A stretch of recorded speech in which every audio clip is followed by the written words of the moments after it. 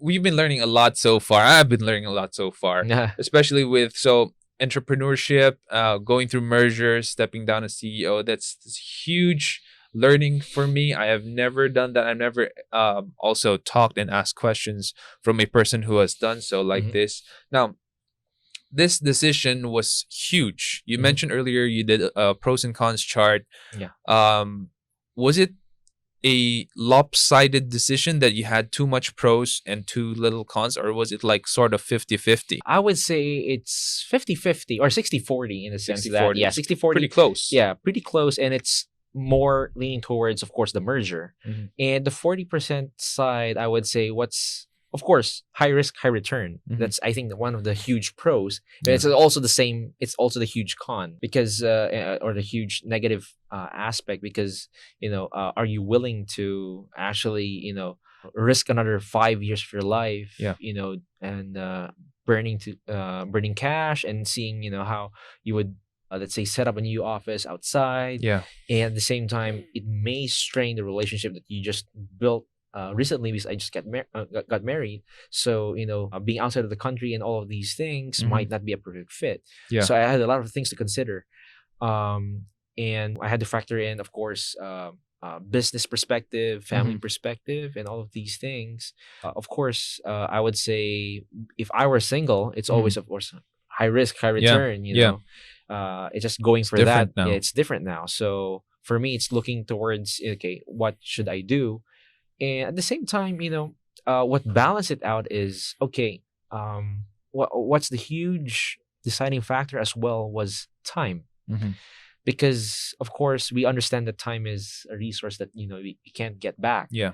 So with one of the things that, that screamed out loud on the other side wherein I have to fund the growth myself was, willing to, spend more time playing the long game. Yeah. And that's another 5 years that you can't take back. Yeah. So I said, no. Right. So I said, okay, here I get speed. I get the return faster. Yeah. It may not be as big, but it's substantial. Yeah. And at the same time, looking back at, again, the heart of the motivation of why we're doing Entrepreneurial Labs is being able to say that, okay, we built a platform that we serve the global market. So we got there. And at the same time, I would say the secondary perspective would be, using the funding or whatever proceeds to build another thing that you can impact, another industry, so on and so forth. The pros and cons were not a huge lopsided thing. Yeah.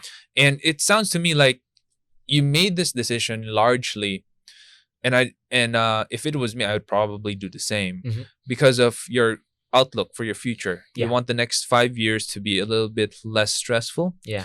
A little Safer. bit more focused. Yeah, safer, a little bit more secure and focused on your family. Focused, yeah. And you have like other people in the board. What did they think about that?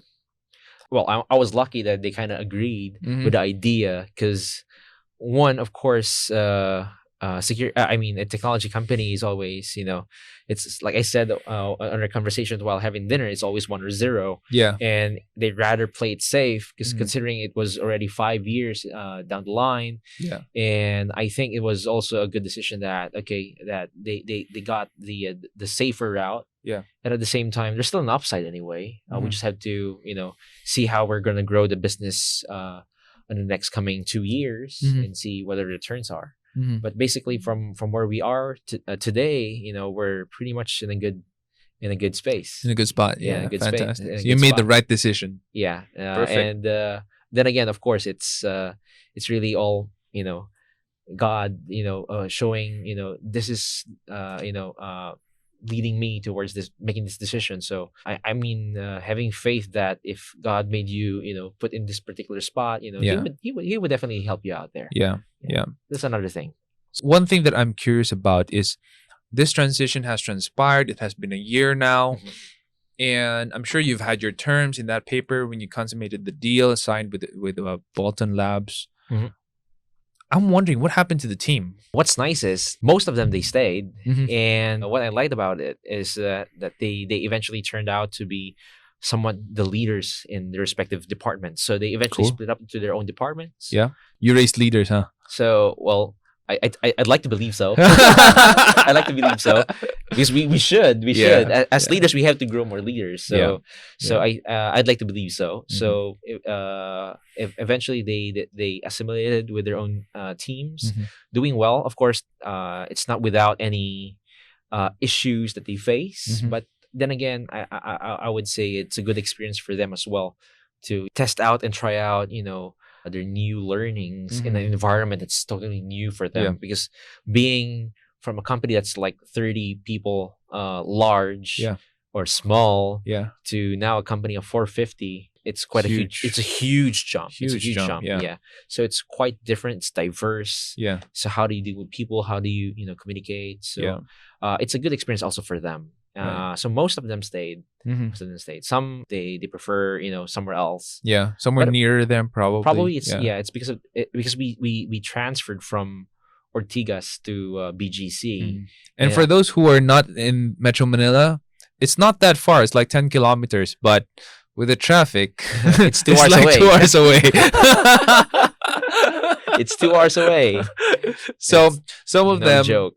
some of them just told you that I can't make the commute. It's too much for me, and this is it. This is where we part ways. But we wanted to be in BGC. Well, Bolton wanted also to be in BGC because it was the right place, because we're catering now to a large.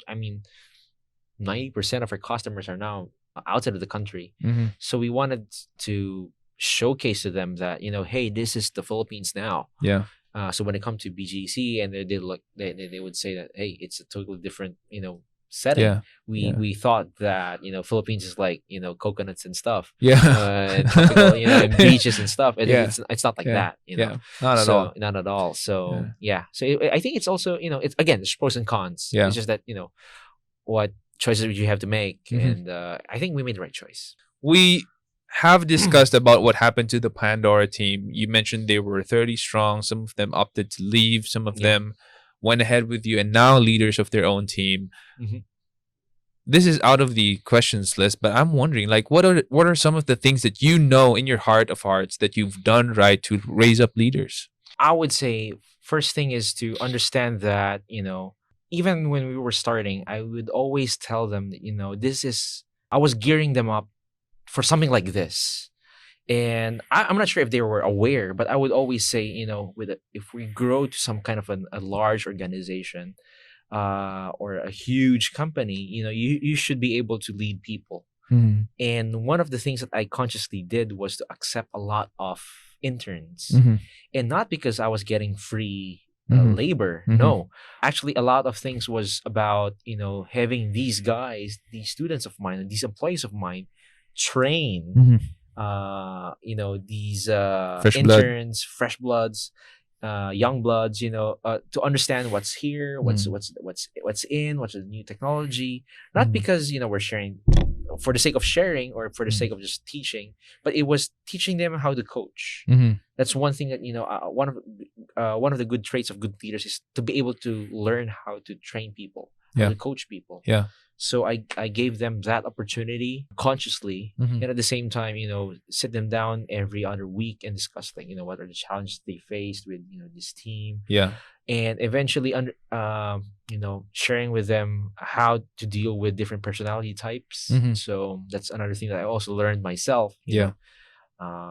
Some people are quiet, some people are not performing. How do you deal with that? How do you deal with those people?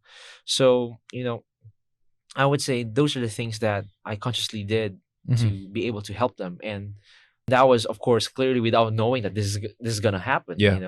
Growing to such a scale, 450 people. And then now growing to this size, I think if I would go back and ask them, so what did I tell you? And it's not because to say that I'm right. No, it was more of like, so were you able to prepare as early as you can? Because I think that was my worry. Because my worry is that I was like a small company back then, and then I was not able to give them I treat them like kids, or your babies. You weren't able to give them much exposure. So when they get onto the real world, they were like dad did not teach me Yeah. this, or Yeah. they blame me for that. So Yeah. for me, it was like as early as possible, these are the things that you have to work out, because if you step out of this company and you work for something bigger, what I want you to say is that, oh, Pandora taught me this, Yeah. and I'm going to share this to you. Yeah. And that's what you want to be. You want to be a positive force, Yeah. not, oh, you're from Pandora. Yeah. Yeah. So Yeah. you don't want that to happen. So you have 30 people when you merged, but how many people have gone through you? How many people have graduated from Pandora? I'm not exactly sure of the count, but probably not beyond 10. I think like almost 100 people have graduated from SEO Hacker. That's good. No, that means our turnover is pretty high. Oh, okay. But yeah, like I mean, they're graduates. Like, graduates in the sense that they did well. Yeah, but there are people. A lot of those people have done well. Some of them were journalists. They didn't have a career, and when they went into SEO Hacker, they turned digital marketers, and now they're in the digital marketing industry, and they're being paid well. They have a good career. That's good. Yeah. They are graduates of SEO Hacker, and we consider ourselves here as a leadership institute that does SEO. That's nice. That's nice to hear. And so, like, I should get that. These things are very, very important for us. Leadership is very important for us. In fact, one of the reasons why we started this podcast is because we want to raise more leaders, more managers, Amen. good ones, and more entrepreneurs. Amen. The backbone of our economy.